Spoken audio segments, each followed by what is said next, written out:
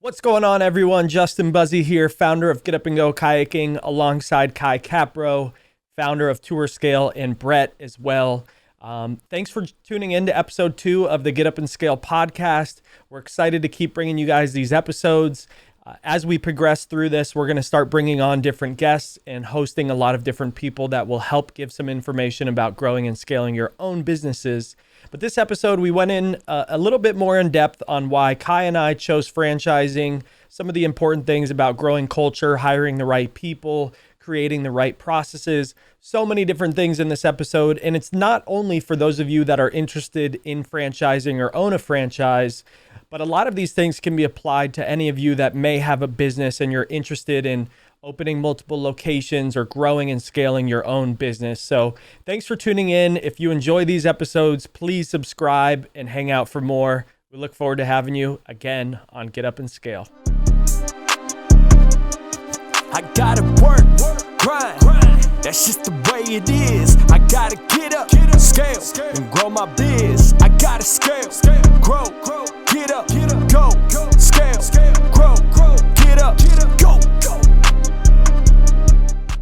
All right, we are joined here with Kai Kaapro and Justin Buzzi, and I've got some questions for them that should definitely shed some light on their experience in the industry and their long stories here in the tourism space.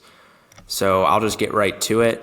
Kai, we're going to have you lead us off with this one, which is, what was your biggest eureka moment throughout your journey so far, or a big one that you can recall? Oh man, the biggest eureka moment. I mean, the beginning is huge, right? Like when you first get the idea for your business and you're all excited about it, and like it's all you could think about, and you have all these visions about what the business could look like. Once we started and we kind of matured as a business, we kind of went from like a baby to like, a toddler. We got to the point to where we kind of knew what we were doing from an operational standpoint. I think probably, it's hard to pick one, but once we started writing things down, I think is when we fundamentally shifted on how we were running the business. So like a lot of small business owners, when you're running the day to day, you kind of just run the business ad hoc, right? You solve problems as they come up. If there's a new problem that shows up, you just get out there in the field and deal with it. You might expand to 1 or 2 new locations, and you have phone calls and emails. And at a certain point you realize, hey, if I could just write down all these things that we know, it'll make scaling the business so much easier. And it sounds so simple, but the reality is most people don't take the time to do that. So once you start creating a knowledge base, start downloading your brain and putting it into paper, into procedures, into operating manuals, you suddenly find you have a lot more time to focus on the important issues. So I would say, I think that was one of the big moments when it came to scaling our business, was just learning the discipline to document what we do and how we do things. Awesome. Kai, that's an awesome answer. What about you, Justin? Yeah, the original eureka moment was in doing research and seeing competitors and what they were doing, and feeling like I had something that was different, and feeling that I could use my skill set in a different way than what I was seeing out there. But when it comes to scaling, I think it was when the first time we started going viral back in 2017, and people just started asking us, do you operate at this waterway or this other waterway or this other waterway? And it made me think, like, no, we don't, but I want to, and how do we get to that point?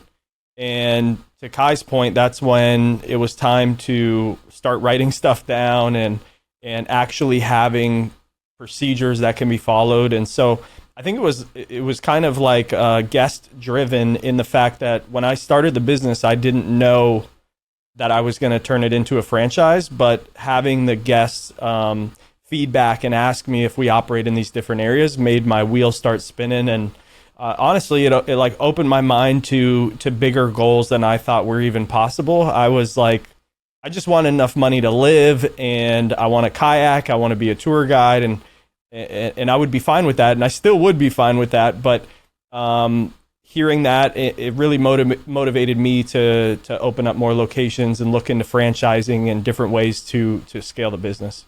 Hey, Justin, I don't think we got into this last time, but what made you pick franchising? Like, did you consider opening up your own locations in other places, or do people come and ask for a franchise? Like, what gave you the initial idea of franchising specifically to scale? Yeah, I remember doing a little bit of research on growing businesses and the different ways and methods of doing that. And for me, I don't love managing people.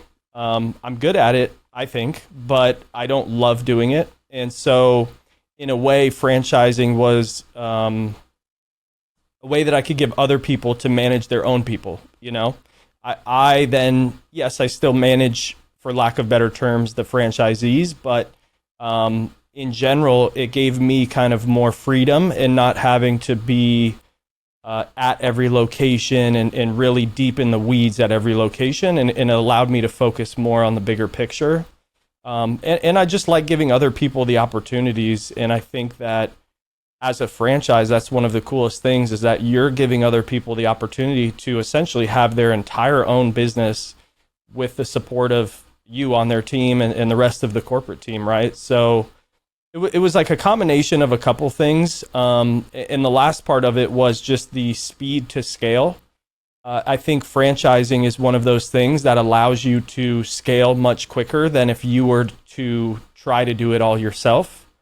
You'd be spending a whole lot of time interviewing people and HR tasks, and just doing a lot of the in the weeds things instead of the big picture things. So for me, I wanted to kind of strike the iron while it was hot, and blow more oxygen onto the fire that was already there. So franchising was kind of the quickest and, to me, the most efficient way to doing that.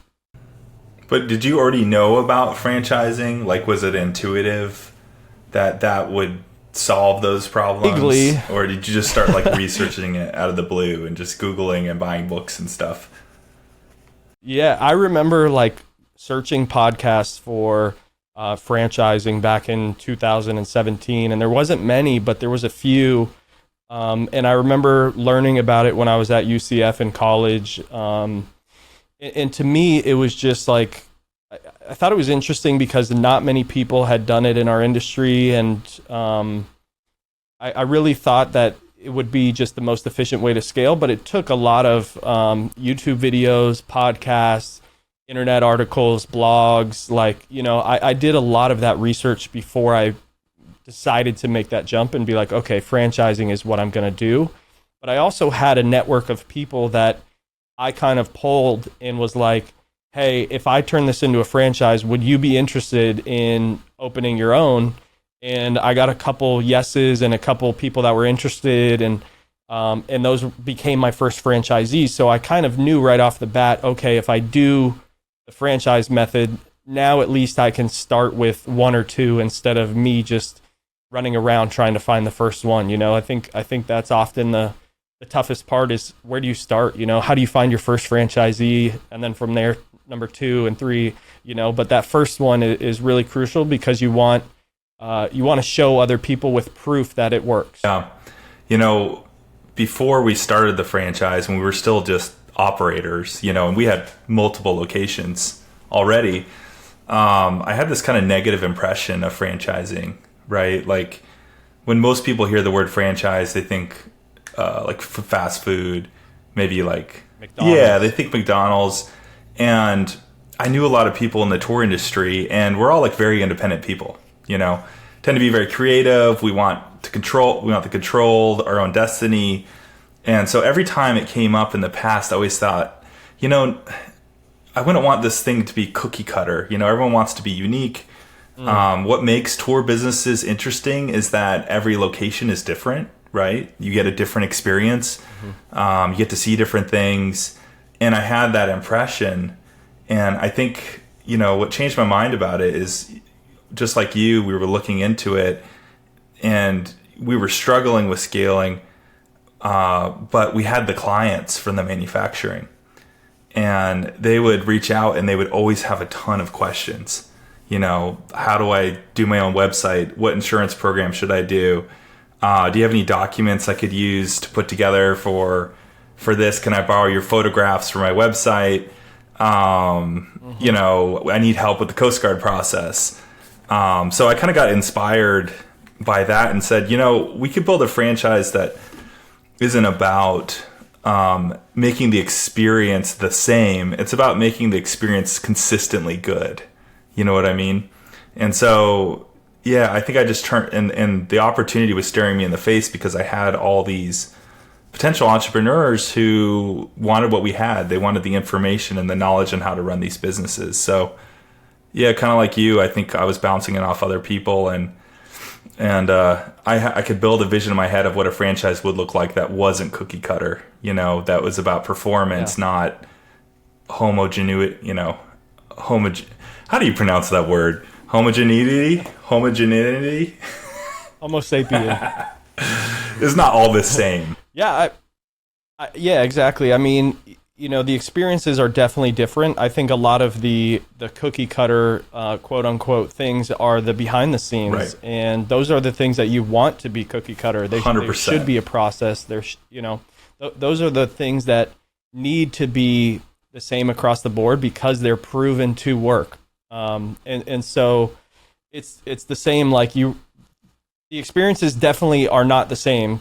For either of our businesses at any of our locations. You're not going to go and get the same exact experience. However, it's going to feel similar because you're booking with the same brand, you're using the same website, you're seeing the same colors, there's some cohesiveness to it, but yet there's still enough difference that it doesn't feel like just the same thing over and over and over again. Yeah. It's awesome that, you both found this vehicle franchising to scale your business.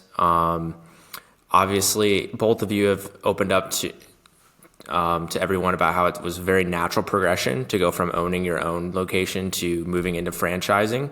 And a lot of those, like you said, cookie cutter processes, putting those in place to help franchisees. What was one of the unexpected hurdles or roadblocks when choosing franchising that may not have been as much of an issue if you had stuck to corporate-owned locations? I'll let you take this first, Justin. Oh, yeah, that's tough. I think more of those things come up now than they did originally, and I think a lot of that is because originally, just because we were franchise, felt like we needed to have all these very strict things, but also because I was growing a business and learning, I was super lenient with how other locations run their social media or how they run their tours even, or how they do their descriptions on the website. And so over time, as you get more and more and more people on board, the systems that you have in place really get relied on heavily. And, even up until I had my probably 17th or 18th location, we didn't really have an internal kind of CRM for our franchisees. And having that, I think, was one of the biggest hurdles in franchising that I should have tackled sooner and should have been a little bit more organized when it came to just ensuring that I know all of my tour guides, ensuring that I know where their LLC is located and where their mailing address is. And there's so many just little details of everyone's business that you should know as a franchisor, and you need to know in some scenarios. And I did not do a good job of getting ahead of that. And so I think that was a big one. And then my second one is just not hiring a number two person quick enough. I think I could have hired someone sooner to help us expand quicker, help with some of that, organizational process that we need. But ultimately, I think those are the two big things that, I've had to hurdle. And most of those have come up within the last year or two. It's funny because starting out seemed much more fluid almost, and now it seems a little bit more rigid just because of including the procedures and stuff, but it's also super necessary.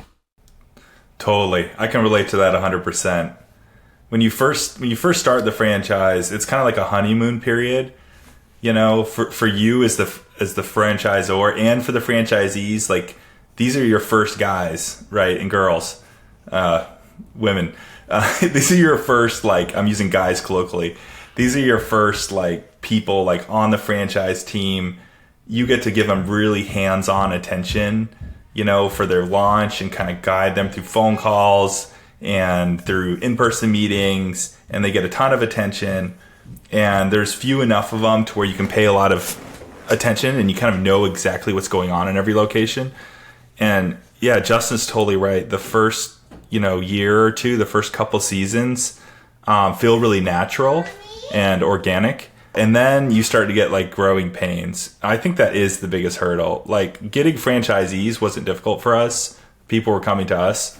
But learning to be more selective about who comes in definitely was a hurdle, because you tend to just you get excited, anytime you have a new market. And the tendency is just to say, well, we're going to help them. They'll be fine, right? But it definitely takes some discipline to say, this is not the right partner for us. And they might be great people, and they might even be great business owners, but they're not the right fit for our team, for what we do. The other big hurdle is learning when you get bigger, it's just how to get things done. It feels like at any given point in time, there are so many things you'd like to roll out, but the bigger you get, the harder it is to roll out any one thing. Right? Like, let's say you just want to roll out a new SEO strategy. When you only have 6 locations, it's pretty easier to hire a consultant and have it run it on 6 websites. When you have 40 websites, bringing on an SEO contractor is a massive undertaking that might take a quarter to implement. And then you have to right size the amount of services for all these different markets. And so just any one little thing you want to do takes a lot more planning and takes a lot more time to execute. So it can feel very overwhelming, for sure. Awesome, Kai. I was on your webinar today that you gave to the Tourscale network about creative listings, and as I watched the franchisees take in the information, I realized a lot of our franchisees, especially the most recent ones, are very similar in their strengths, and I'm sure as you both have grown your franchises that you've really started to narrow down what you look for in a franchisee. So I just want what's that one or two things that you guys just are hoping when you get on that first interview that you notice? And we can start with Justin on this one. Yeah, there's obviously a whole list of things that you want from a perfect franchisee. But I think the big one is there's a few characteristics that stand out. And one of the big ones for me is accountability. Another big one is, do they really care, or are they just in this for the monetary value of it? Are they really going to care when their tour guide breaks down on the side of the road and they need a tire changed? Are they going to say, oh, sorry, good luck getting your tire changed? Or are they going to go show up, help that person change the tire? What kind of person are they behind the scenes, right? I'd love for them to be the tour guides themselves too. I think that adds a fun little element of learning your business and understanding your customer and those cool things that come with that. But ultimately, if you can take accountability for your actions and understand that it's not the tour guide's fault, it's your fault for not training the tour guide as best you could have. And also, if you can really care for your team and your customers, those are the two big things that instantly stand out for me. And those are tough because those are things you learn over time and not necessarily on 1 or 2 or 3 or 10 phone calls with people, right? Those are things that it's very hard to kind of plan ahead for. And I think that's what makes some of those decisions pretty tough when it comes to who should be a franchisee and who shouldn't. But I'm curious to hear Kai's take on this one because it's an interesting question. Yeah, and I totally think that, for our type of business, for tour operators, there are very specific characteristics that lead to success, I think. Either from, if there's two partners, like they can split them or whatever. But I mean, number one, they have to be passionate. They have to be passionate about the business concept, and they have to be passionate about, what we do and the customers. And if they don't have that, it's really hard for them to stay motivated to do what they have to do to get it done. They have to be hands-on. Like, we don't really like passive investors. It's very difficult to lead to success unless you're like buying an established business that already has a great culture and is really well run. If you're going to start from the ground up, you got to be hands-on person. If there's a problem, we want this person to it'll kill them not to solve it as quickly as they can, right? They got to be all in. Like, they have to be bought on the concept, do or die, grinding it out day in and day out. And then finally, they have to be flexible. Like, you know this, Justin, things go wrong. Weather happens. There might be issues with the assets. You have issues with your customers. You have staff that can quit unexpectedly. You got to be able to roll with the punches, get creative, and solve problems. If you don't have that, you're going to be incredibly frustrated running this sort of business. So yeah, passionate, hands-on, all in, and flexible. I think those are the four things I look for. And when people have those four things, it's really powerful. Do you have any good ways of getting those out of people in the first, couple interviews, or do you find that it's kind of tough until they really start getting into the role? That's what I'm trying to learn to do. We're really trying to build out the application process to be more of a set of discovery events, right? Like, traditionally, it's just probably what you do is you have some phone calls, you get a vibe check, you might meet in person, and you just kind of listen to what they tell you. You can learn a lot that way, but there's things you're going to miss, right? And you might not get their full personality. And so we're really trying to design a longer process for joining Tourscale, like before you're approved, with multiple touch points, and potentially even mandating doing a discovery day where there's an in-person trip and you get everyone together. You actually get them on the tours and see how they interact with the customers. I think that'd be a great litmus test to see what kind of franchisee they're going to be, is see how, put them to work. You know what I mean? If they're going to be a trolley pub franchisee, I want to put them on a trolley pub and say, hey, you're going to first mate this, you're going to serve people drinks. You can see what this business is like, and we can see if you're really passionate about doing what we do. So we're really thinking about, look, we found lots of great franchisees and we've been lucky. And we see a lot of these characteristics in them, but like you, it's so hard to figure this out with just a few phone calls and emails. Yeah, and that discovery day gives them the chance to see also if it is a good fit for them. Not only on our side but on their side, they get to see it firsthand and do it firsthand, and it should be a very exciting experience. It should only make them want to do it more. But I'm sure there's going to be people out there that come out and do it, and they're like, maybe this isn't for me, and that's fine. That's the whole purpose of it. I recently did my first official, didn't know the franchisee before we did the discovery day, and I think it helped so much. And now I'm really leaning into, I need to do this for every franchisee, or potential franchisee, because you do. I think just that interaction of being out there with them for a few hours, you can learn more than an interview setting when you're just on the phone with them asking kind of generic questions. Stuff comes up in these genuine conversations that are going to give you a much better read on the person than a phone call, or a Zoom call or something like that. Yeah. Yeah, and for those who don't know, Discovery Day is an opportunity for you to come out to the franchisors. Normally, it's their headquarters location. You meet the team, you experience the product. It's a way for them to get to know you and you to get to know them. I know here we've been doing a lot of prep for our Trolley Pub Discovery Day on March 9th, our Tiki Pub Discovery Day on March 17th. Shameless plug. Plug away, baby. And yeah, hey, it's our podcast.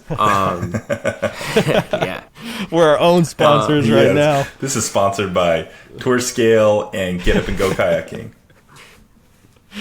Yeah, no, absolutely. And we're, Justin, this is these are going to be our biggest discovery days to date. So we are also in the process of really, incorporating that into our process, and the franchisees that have done it have definitely liked it. Yeah. That's awesome. So you guys have franchisees, and I know you guys have both been growing over the last year. What's something that you guys have learned from a franchisee? Kai, I'll let you start because you probably have something fresh from today based on the webinar we attended. Yeah, so I mean, that's one of the really cool things about this is you get to learn from your franchisees and get to share it with everybody else. And because a lot of them are so driven and they're hands-on, they're on the ground, they're constantly coming up with new ideas and trying new things, right? But probably the biggest one I've learned for our industry are these unique listings. Traditionally, in our tour business at least, our bread and butter have just been like generic, for the trolley pubs, just generic pub crawls, either private or public. And for paddle pub, the same thing. These are just pleasure cruises. They're 2 hours long. You join your friends, listen to music, and drink and have a good time and see some stuff, right? Some of my franchisees have been experimenting with coming up creative custom listings like bioluminescence tours, dolphin watching, sandbar experiences, karaoke tours. And, you know, in Fort Lauderdale, they have like a super yacht and mansion tour. And these added value tours are selling like crazy. And so I just looked at the data. I'm like, we need to be doing this everywhere. You know, we had a franchisee, a location that did a holiday lights tour in Columbus, and they turned their slowest month of the year into their busiest month of the year by going all out on the holiday theme. So that was a really cool thing that I've learned. And, you know, they proved me wrong because year over year I kept telling people, do one thing and do it well. Don't add any additional complexity to what you're doing. You know, we're already sold out on the weekends, you know, yada, yada. I think the industry is maturing and our customers are looking for more value and for more curated experiences. And so we need to respond to that. Yeah, that's a good answer. And we've definitely started looking into those and started introducing those across some different markets. I think that's super smart. And it's cool that you can essentially trial and error that via franchisees, right? And let them come up with their own concepts. And then if it works, let's do it everywhere. One of the first things that stood out to me, and it's not a big one, but I think it leads into like a bigger concept, is that we opened a location in Texas, and I was out there kind of helping them get started. And they pull out these like two sawhorses and these 2x4s and like set up a kayak in a way to help the guides wash them in a way that I've never seen a kayak get set up on a sawhorse before. And, you know, usually like we have to put them either right on their underside or right on their top side. And whenever you do that, there ends up being a collection of water somewhere when you're washing the kayaks. And this little simple thing helps the tour guides save, you know, 10, 15 minutes with every kayak, or 5-10 minutes with every kayak. And so it's saving them 30 to 45 minutes at the end of their day. And just that little time saving technique and introducing that across the board now gives every tour guide, you know, less time out there and more time on the tours and not having to clean up as much. And so I think it's just the bigger thing of like, what are these little things that they come up with and these little like unique ideas of how they build out their trailers, or, you know, how they set up or how they clean up that end up saving everyone incremental amounts of time and make the job more efficient for everyone. So it's just interesting that one little like sawhorse can change, you know, 30 minutes of a tour guide's day. And across the board, if you consider we've got 120 plus tour guides, you can only imagine how many hours that one little thing has saved in time every day. Totally. Yeah. It's at the end of the day, time is what we're all trying to conserve, you know, both for the franchisees and the franchisors.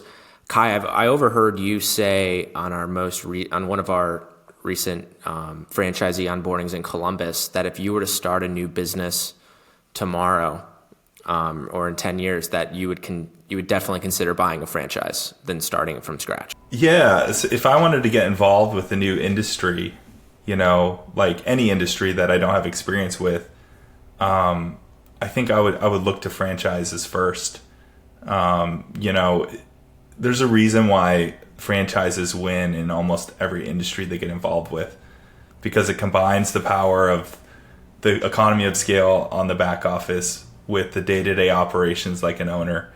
And whether it's food or real estate or professional services, the dominant businesses over time are almost always franchises, right? Remax is the biggest realtor company in the world, or one of them, or whatever. It's a franchise, right? You have Jiffy Lube, you have all these concepts. And so, you know, if someone has a proven system, if I wanted to get involved with, I don't know, let's just say pet food, you know, I could start from scratch.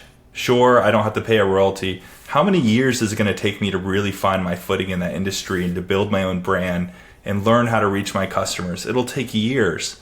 So I almost certainly would look at franchises first in whatever area I'm at. I'm like really interested in VR and how that's going to, you know, I know the whole meta thing has kind of like died down and it's all about AI now, but I think in the long run, it's really interesting to me how VR is going to impact experiences. And, you know, just to shout out an example, there's that name of it. What's that company, Brett, that we've done before? You know what I'm talking about? It's the VR oh my gosh. party. Yeah. Sling. Yeah. In Sandbox VR. So yeah, I was like, I used to talk with my friends about starting a VR gaming place in Raleigh, just kind of as a lark. But if I were to do that, I would totally like work with a franchise like Sandbox. Yeah, I think not enough younger people think that franchising is like this valid business opportunity. You know, myself included. When you get out of college, you're like, what do I do? And you know, I want to start a business, but how do I do it? And I can't afford a Chick-fil-A. I can't afford to open a McDonald's, you know? And the cool thing about franchising is that you're really minimizing your business risk because it's a proven concept, you know, 28 times over for me and 30 plus times over for you or however many you have, right? And so it's this thing that should be looked at more, and I think people should understand that like there's a lot of value in something that's been proven to work over and over again. And why try to reinvent the wheel, right? Like, why not just be a part of that? And you get this a whole corporate team or a CEO that really knows what they're doing.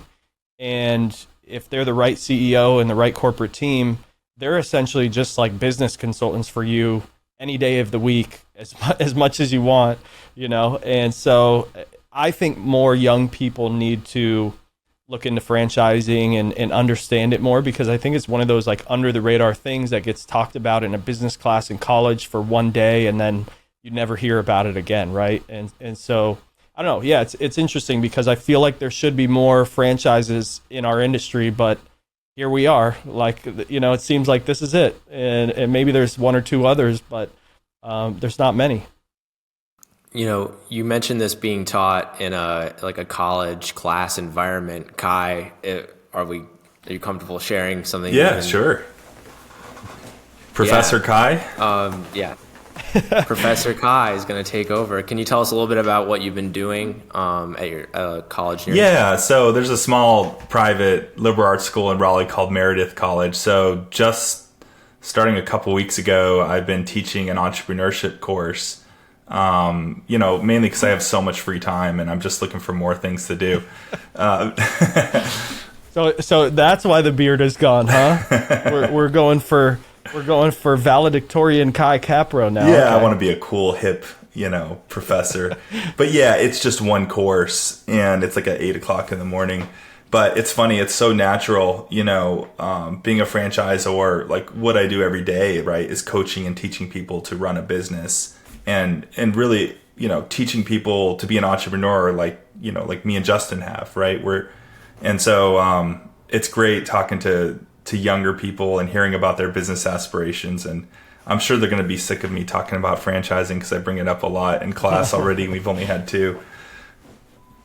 It's a good sales funnel, though. I feel like that's pretty smart. You know, you hit them while they're in college, and then when they're done, they're calling up, hey, I want Paddle Pub, Tourscale. What's going on That's here? my hidden agenda. I hope all of them, every single one of them, watch. They're going to go straight out of college. There we go. On to be Tiki Pub. Hey, if you're in this class, you get a little bit of a discount, Yeah. okay? Yeah, that'd be a long con. Sprinkle that on there.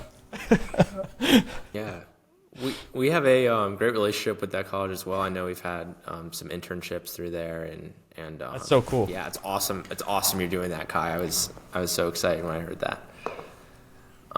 Speaking of energy and young energy and it being contagious, I know that we're all like as we scale, we're taking a good look at our franchisor teams and kind of like the corporate aspect of things.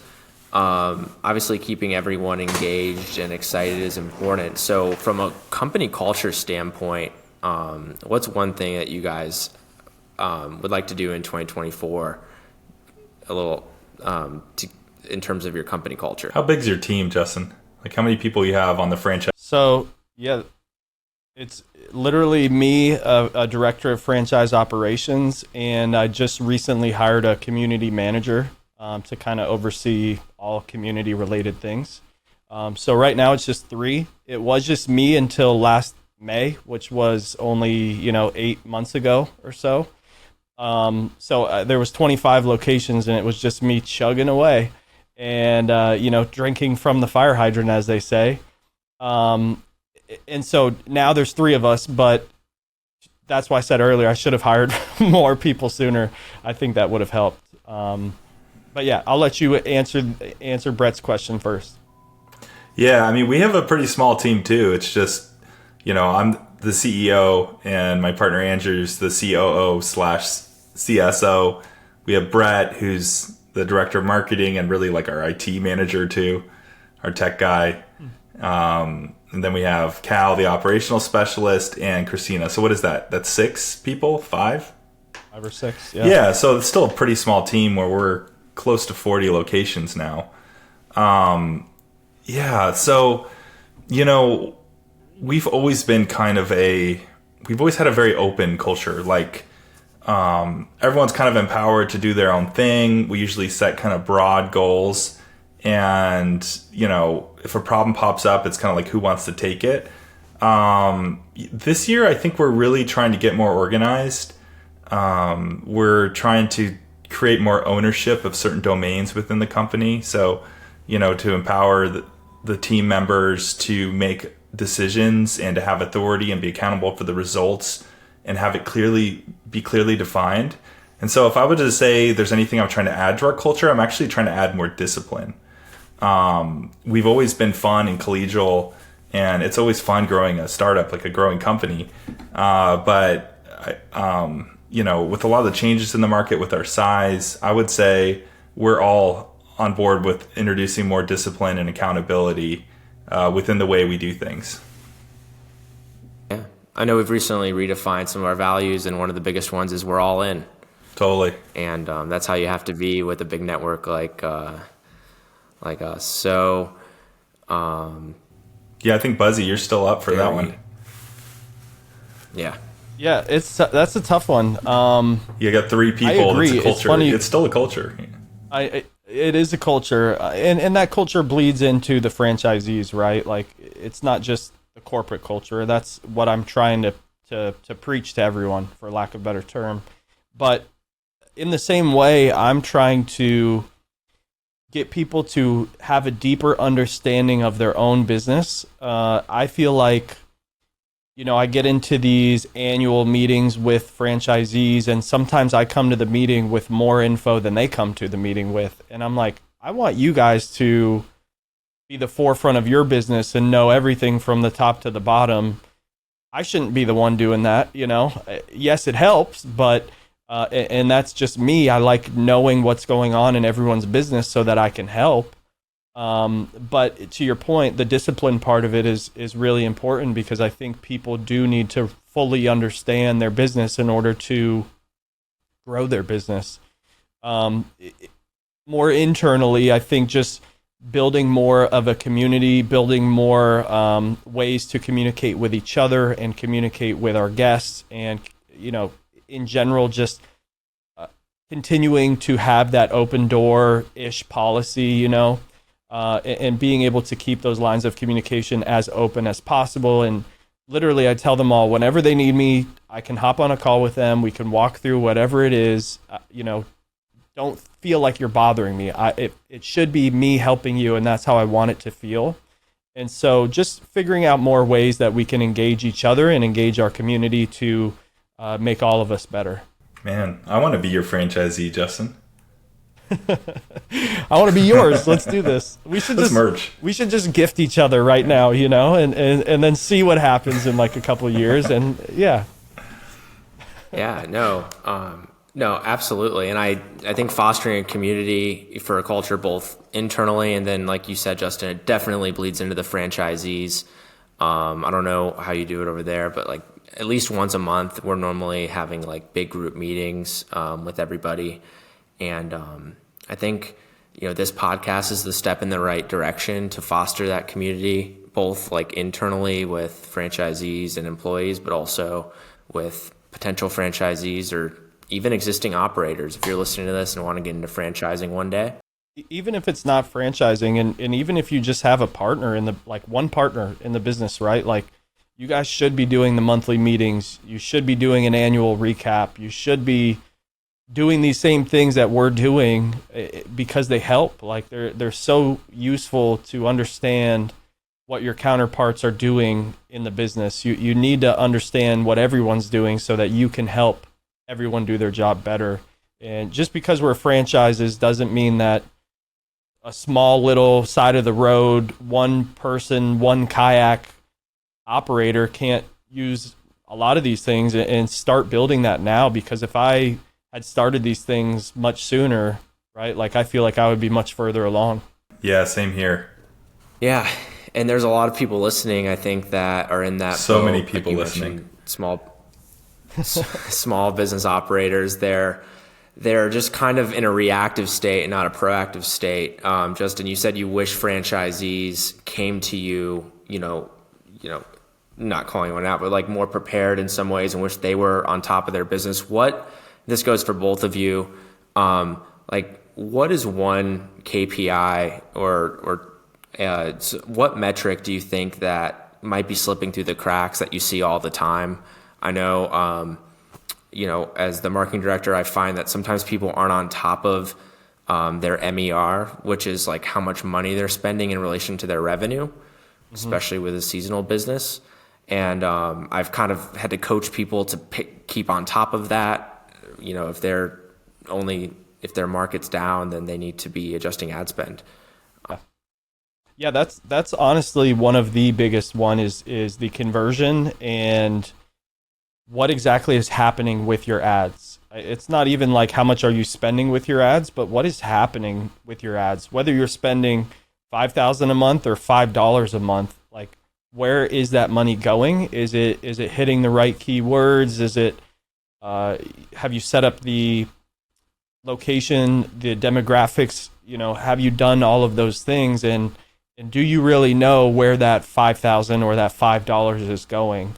And I find in a lot of these meetings that they don't know right off the top of the head what their conversion is, or they don't know what their typical audience looks like that does convert. Is it mostly female that's converting? What age range is it? Some markets are different. Is it 25 to 54? Is it a little bit older than that? And are you creating ads based on that information, or are you just throwing ads up there and seeing what sticks and then hoping that eventually you get the return on it? You need to be using the information that you get from all of these trial and errors to consistently make your stuff better. And I think that's where a lot of people hit a wall, is that they throw up an ad, they see it's working a little bit, they're getting some bookings, and then they never touch it again, right? They're like, oh, it's working, we're good. But there's so many times where like I go check out someone's ads account and I'm like, damn, you have this selected this whole time? Or like, I'm like, man, you had it as like this location, or you're excluding a certain thing, or, and then when you ask people about it, they're like, oh yeah, I don't remember why I did that. And I'm like, oh, I wish there was an answer, or there's just feels like there could always be a little bit more emphasis on the actual reasons why people are making changes, and knowing those numbers, and why it works the way it's working. I would say two metrics that most small tour operators do not pay enough attention to. The first is just the cancellation rate. Revenue retention is huge because most of us were accepting most or all of our money up front for our tours. And it's critically important you hold on to as much of it as possible. So having clear refund policies, but also making sure that the people answering the phones are adhering to them is huge.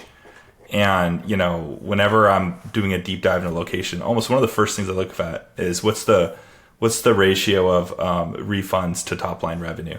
Anything over 5% is a huge red flag. Either they're not enforcing the cancellation policy, or there's serious asset problems or other things. So, if you ask them, a lot of them just like they didn't even notice. I've looked at small tour operators who have 25% cancellation rates. They're losing a quarter of their cash to people getting refunds. So that's number one. Number two is actually much more important, and it's shockingly rare. No one knows how much money they're making. And to me, it's absolutely insane. Everyone should be tracking their operational profit and their earnings on a monthly basis. And I can't tell you how many times, even with my own franchisees, but when I talk to other business owners, is like they don't know their numbers. They don't know how much money they're making. This is the most important information you can have. You can have millions in top line. It doesn't matter unless you're making a profit. So unless you have clean books and you have a bookkeeper and a process for closing those books on a monthly basis, you're not going to know the most important metric you can know, which is how much cash flow am I getting and how much profit am I making. That's metric number one. Yeah. No, I think that's an important metric that everyone should be on top of. So if you're listening to this and you're not on top of these, it's time to pull out. Go talk to your accountant right now, or go look at yourself in the mirror and say, what is my top line, what is my bottom line, and why? And how do I increase? The bottom line is more important, but how do I increase both of those? And that's the bottom line. And while you're at it, you should put all of those metrics in one spot too, because you're not gonna want to just check it once. You're gonna want to keep that Tourscale dashboard. Yeah, one of those things I wish I did sooner is an aggregate of everyone's P&Ls and just those numbers, the financials, and having one place for all of that I can easily pinpoint. Okay, this person's return is much lower than this person's. Why is that? Or this person's spending a lot more on payroll than this person. Why is that? And having one place for all of that is super helpful, and not having to just try and find this person's P&L and this one's P&L. Do you guys have that now? Yeah, we just in the last year started using a system called QVinci. Yeah, I'm familiar. And it aggregates everyone's P&Ls, and we tried using Fathom in the past, and it didn't work out too well for us. You guys are all using QuickBooks? Yeah. Most of 80% are using QuickBooks, and then 20% are probably using Xero as another accounting software. That's probably my biggest regret too in the early days. Or there's two of them. One is not having standardized chart of accounts for everybody, because as you know, Justin, it's like almost impossible to do apples to apples comparisons unless people are using the same categories for their income and expense buckets. And so, man, if I could just go back in time and just whisper in my ear and be just like, standardized chart of accounts. Everyone has that. Oh man, it would have saved some. Yeah, and we still don't have that, Justin. So that's interesting. You guys rolled it out because it's something we really want to do and we have on our agenda. And it's like, man, we wish you had done that sooner, because those numbers are so important. And it's like, I know what the top line of all my franchisees are, but the bottom line is more important. And we're only as valuable as a franchise system as the amount of profit our franchisees are making, because they're the ones that'll be reinvesting into the system, and their health is what is going to make the business run in the long run. So yeah, totally agree. Yeah, and I think it's important to give some of that information to potential franchisees, right? I've had the question come up like, how much do you guys typically spend on X, Y, and Z? And like in my head, I have an idea of like, oh, I think payroll at the average location, we spend about, $50,000. But if I had an exact entire company rolled up number, I could just be like, well, shoot, here's last year's average payroll across 28 locations, you know? And so having those like exact deliverable numbers, I haven't had that come up since we've started using QVinci, but I know when those types of questions come up now, I can get them a much more accurate number and pretty instantly too. So I think that alone is worth a lot of value. That's it. And I know we talk a lot about franchising, but honestly, like these things apply to any industry, any business. And I think that's what's really cool about this. Don't think of it from a franchising perspective. If you're not a franchise, think of it just as how can I apply this to my business? And there's a lot of really crucial things that Kai's doing, Brett's doing, their whole team, and same with my whole team, that can be relayed in your business in so many different ways and will only help what you guys are doing. So just wanted to throw that in there. But yeah, thank you guys so much for this episode. Brett, great job coming on here. First time, just knocking it out with the snowball microphone and the lighting. And if you guys are only listening to this on a podcast, you need to go to the YouTube. All right. Search it up. Go see Brett in all of his glory. He looks good. And yeah, you know, we may just have this whole episode with just his big face just on the screen, and maybe me and Kai like in the little corners or something. Agreed. Those glasses look very studious. Yeah, thanks again. Great conversation, Buzzi and Brett, and love talking shop with you guys. Looking forward to many more episodes. Let's drop some pods. I gotta work, grind. That's just the way it is. I gotta get up, scale, and grow my biz. I gotta scale.